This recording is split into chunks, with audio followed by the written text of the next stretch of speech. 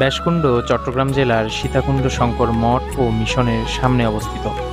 এই ব্যাসকুণ্ডের ইতিহাস সম্পর্কে জানা যায়, ব্যাসদেবের প্রতি সন্তুষ্ট হয়ে দেবাদিদেব মহাদেব ব্যাসদেবকে বর দিতে চাইলেন।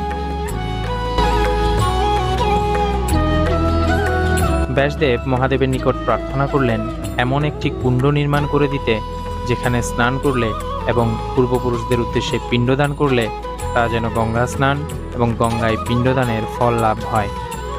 ব্যাসদেবের এই প্রার্থনা অনুযায়ী মহাদেব তার ত্রিশূলের আঘাতে এই সরোবরটি খনন করেন। মহাদেব ব্যাসদেবকে বলেন, আমি তোমার প্রার্থনায় এই সরোবর তৈরি করেছি, তাই আমি তোমার নাম অনুসারে এই সরোবরের নাম দিলাম ব্যাসকুণ্ড। এই সরোবরে যারা স্নান এবং পিণ্ডদান করবে তাদের গঙ্গা স্নান এবং গঙ্গায় পিণ্ডদানের ফল লাভ হবে। শিব চতুর্দশী তিথিতে এই ব্যাসকুণ্ডে